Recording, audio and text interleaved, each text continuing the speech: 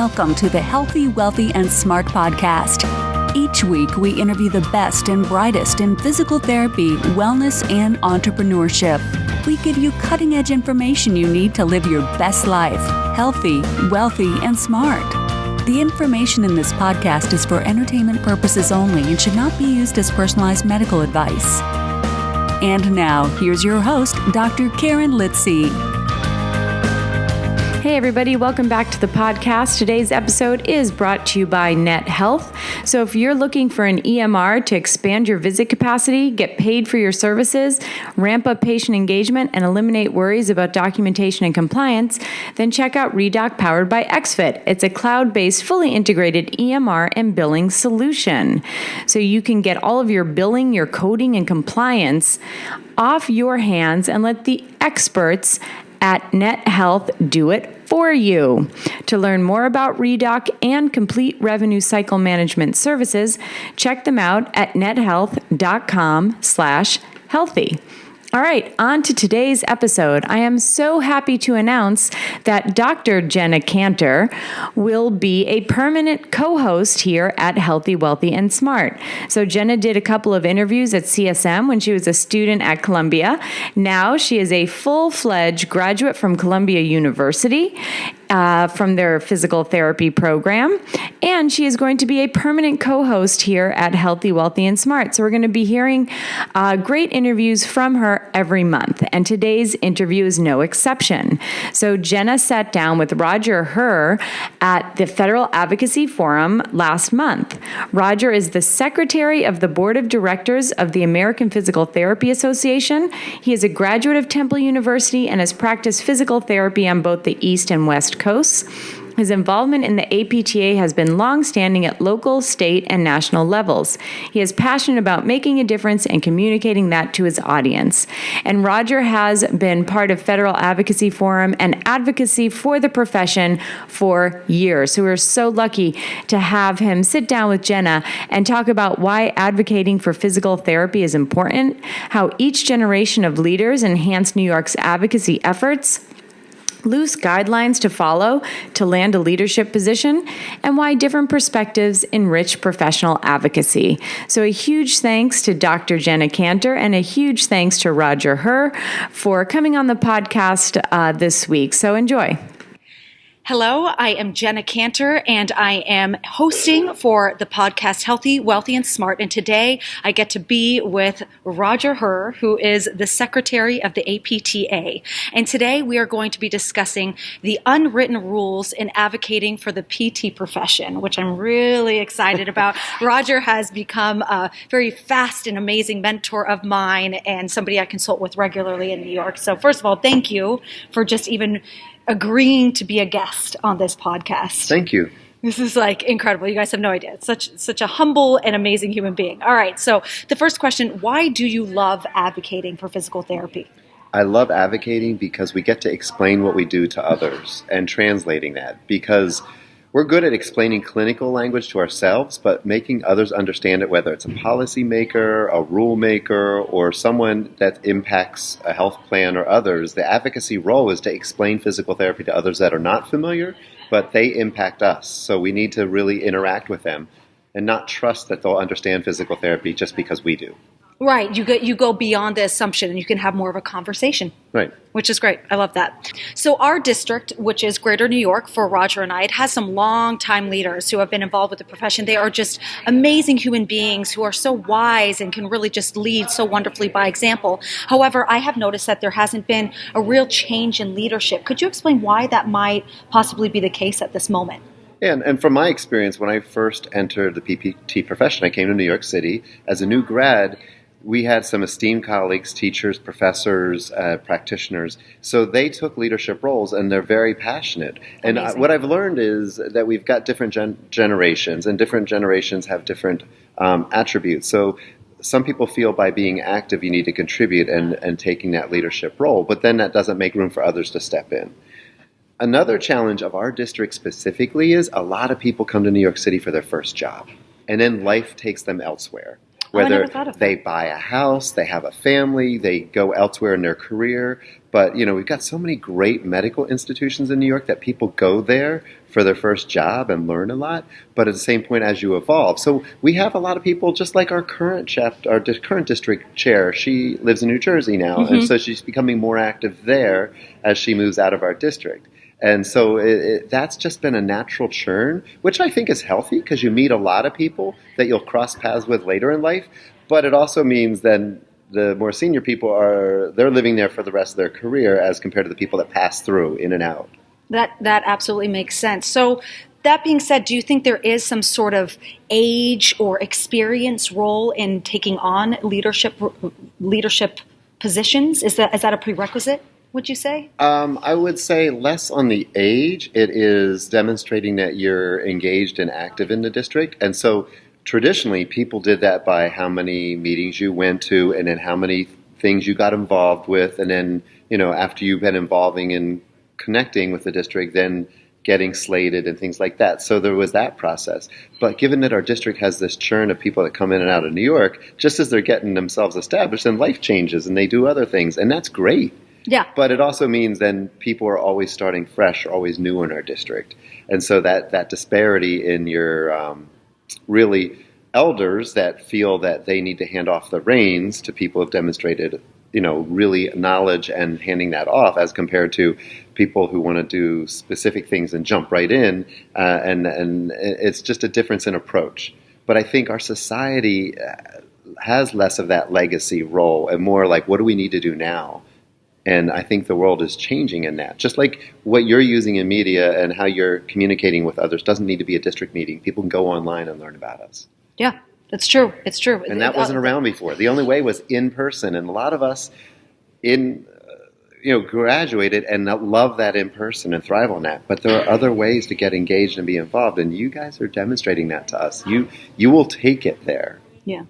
Actually, bouncing off what you were just saying, so you were saying that there's these newer clinicians coming in, and usually they're in Greater New York specifically for just a certain period of time, and then they end up moving either to a different state or a different district. So it's something, pretty unique to Greater New York specifically. So my question is there something in place, like a written kind of game plan, because that happens so regularly and people will be coming in and wanting those leadership roles, but then they'll be moving. Is there anything set in place, or does that have yet to be created? So this is where I struggle, because I think written rules or guidelines kind of give a path, but there are so many untraditional paths in our profession. And so I want to embrace that, because I followed a non-traditional path. I grew up in the district in New York, but then I got very involved in my section and got active nationally through my section as compared to the district, to the chapter, and my national involvement. However, I've been able to blend those activities now that I've been active on a national level and being involved in my chapter and my section. But people would say that's the traditional way, is to grow up through the district to the chapter to the national level. But I don't want to say there aren't other ways, because I look at the people that come to the advocacy forums, and what engages them is advocacy on their legislators, whether it's state or federal, and that's not always being active in your district. That might be being your federal affairs liaison role and type. It's a totally different picture. Right. Yeah. But engages people in a passionate way and different way, and that's good. We need those different strengths in our team. So yeah, things aren't written out, and there used to be a in-person, come to meetings, be involved, but now that we're doing things through all kinds of forums, I really get concerned about writing. You have to do it this way because someone might do something different in 10 and it years. might work. Right. I actually like that. That makes it just much more open. But what you need is a mentor. Yes. Anyone. I'm not speaking to you as an individual. I'm like, I have one of them right here. But anyone is find a mentor. And if you don't know, just ask questions. Asking questions, asking open-ended questions, and just seeking out people who have similar or different thoughts. And I want to learn from that. How did you do that? What keeps you involved? You're asking me questions. There are many of us out there that want to mentor others. We just need to know who's curious. Yeah, raise your hand. And on that note, we're going to take a quick break to hear from our sponsor. PTs, what do you hope to accomplish in 2018? I bet providing even better patient care and increasing revenue are top on the list. First, expand your visit capacity. Then get paid for your services, ramp up patient engagement, and eliminate worries about documentation and compliance. The good news is there's one solution that brings it all to the table. ReDoc, powered by XFIT, is a cloud-based, fully integrated EMR and billing solution. Imagine PT billing, coding, compliance experts taking the back office work off your hands and reporting to you. Learn more about ReDoc and complete revenue cycle management services at nethealth.com/healthy. Where can one find any type of requirements in writing to get to the top? So though we have this open-ended options, but where would you recommend looking to see some sort of guidelines for anyone who may not have a mentor near them, or they might be a little shy, or what would you recommend? So there are rules, yes, like any officer position in the district level or the state level has membership requirements. You've been a member or for a period of time. And then I would talk to the nominating committee in each of those areas, because every district, every chapter, every section, APTA at large, we all have nominating committees, and talk to those people and say, hey, I'm interested to be involved more. Where might I fit? Or where might I grow to fit certain roles? Or how can I learn more to find a role that might fit me? Just exploring. And nominating committee people are great. Oh, that's brilliant. I love that. And not just for that year. It could be for 5 years from now. Yeah. Maybe you don't know when you want to get more involved, but they can start you thinking. Yes. That's great. I'm going to use that myself. So how can a new potential advocacy leader gain trust with the current core group of people? I think what we did in our Hill visits in Albany was great. We each took on a role, and having the student perspective, having the private practitioner, having several different perspectives come to one legislator's office, they saw the breadth and scope and that no one of us can portray. I could say they're students, but I'm clearly not your typical student-looking person at my age and where I am in my career. However, having students along on those visits is very important, because some of those legislators are very interested in students on higher education committees or other groups that impact, and education may be important to them, or youth may be important to them. Or just learning and healthcare, and whether you're entering the healthcare, why are you entering it? They want to see a viable community that allows you to have an education, you serve society, and obviously as a physical therapist. Right. Yeah, that makes sense. Yeah, and it was true. I felt it in the room, that level of trust. And then also when I was in the room with you, who you definitely have a great experience with speaking to legislative representatives, and then with Teresa Marco, who's another incredible advocate for the profession, and she has a little bit more experience than me, and then I was more of the newbie. It was like such a perfect balance, and we could all kind of grow from each other, which is great. So last question. All right. So how can people with different perspectives make a difference in physical therapy and physical therapy assistant advocacy? It's finding our common bond, because we may have different perspectives on whether it's our politics or the communities we choose to live or places we work.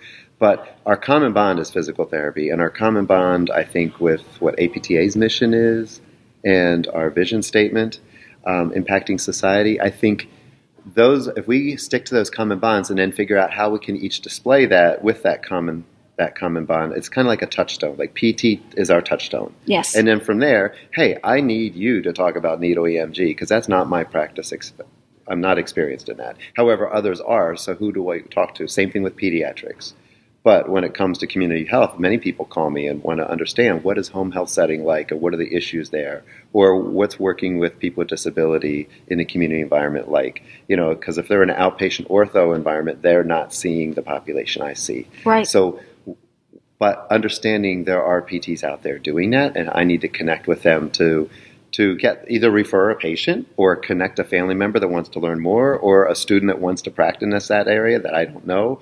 And that to me is where that collegiality is really helpful. But also it expands on our individual skills, but links us together. And that constant breathability and understanding we're different, but we've got a common bond, is hard to write down or explain. But I think when you get a bunch of PTs in a room, you kind of feel it. Yes. Yes, I agree. I agree with that Like wholeheartedly. at this Federal Affairs Forum here, or any APTA and activity. that's what makes them more powerful and more impactful when we go and meet with our senator, our congresswoman. They see a whole not just one person coming, not just two, but a large group, who has common priorities, which is incredible. And even our district meetings, you see the variety. You've got a lot of students because it's usually at a PT school. Mm-hmm. So there's a lot of students there. But then you've got a lot of experience and people coming in from the community that maybe work in smaller practices that don't get to see other PTs that much. And they come, and you get this really interesting intermix of people that wouldn't have happened any other way because you're local. And I realize we're lucky. We live in a very populous district that people can get together. But I think in my experience in working in other parts of the country, people want to do that there too, whether they have to drive 10 or 20 miles or more. But a district meeting can be that life point for them to meet others, interact, get to know others in their community, and also learn something if there's continuing ed or elections or other things, like who are your leaders going to be, and getting involved in that. Yeah, it could just inspire yourself, if you're getting to a point of feeling just burnt out. A very common, very popular topic among students and professionals, this idea of being burnt out. It can just continue to fire your flame, your inspiration to keep moving forward. Thank you. This was incredible. Thank you so much. Thank you for anybody who is listening at this moment to the podcast. If you would like to reach out to Roger Herr, you can find him through the APTA website. He is a spectacular resource. Have a great day, everyone. A huge thanks to Jenna and Roger for taking the time out of their schedule at Federal Advocacy Forum. And of course, thanks to our sponsor for today's podcast, Net Health. So again, Net Health is Redoc powered by XFit, which is a cloud-based, fully integrated EMR billing solution. Plus, you can opt in to completely outsource billing services. That's the best way to optimize revenue for your private practice. Imagine PT billing, coding, and compliance experts taking the back office work off your hands and reporting to you so that you can do what you love in your business, which is treating your patients and helping. So to learn more about Redoc and complete revenue cycle management services, check them out at nethealth.com/healthy. Thank you for listening, and please subscribe to the podcast at podcast.healthywealthysmart.com. And don't forget to follow us on social media.